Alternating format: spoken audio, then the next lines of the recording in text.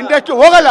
Sir, ಈಗ ನೀವು ಹೇಳ್ತಾ ಇದ್ರಿ ಮೊನ್ನೆ ಒಂದಿಷ್ಟು ಸ್ಟಾರ್ ನಟರ ಮೇಲೆ, ಸ್ಟಾರ್ ನಟರಿಗೆ ಸಿನಿಮಾ ಮಾಡಿದಿರಿ, ಅವ್ರ ವಿರುದ್ಧ ಗರಂ ಆಗಿದ್ರಿ. ಯಾಕೆ ಪರ್ಟಿಕ್ಯುಲರ್ ಆಗಿ ಶ್ರೀನಿವಾಸ್ ಅವರು ಸ್ಟಾರ್ ನಟರನ್ನ ಉದ್ದೇಶಪೂರ್ವಕವಾಗಿ ಮಾತಾಡಿದ್ರಿ? ಈ ರೀತಿ ಒಳ್ಳೆ ಸಿನಿಮಾಗಳು ಬಂದ್ರೆ ಜನ ನೋಡ್ತಾರೆ ರೀ.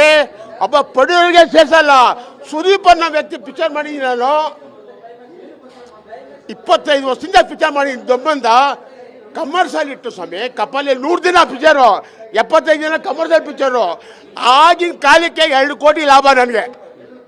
ಅವ್ರಿಗೂ 9 ಲಕ್ಷ ನಾಮಿನೇಷನ್ನು, 1 ಲಕ್ಷ ಜಾಸ್ತಿ ಕೇಳೋದು ಕೊಟ್ಟಿದ್ದೀನಿ, ಅವ್ರು ಚೆನ್ನಾಗಿರಲಿ ಅಂತ.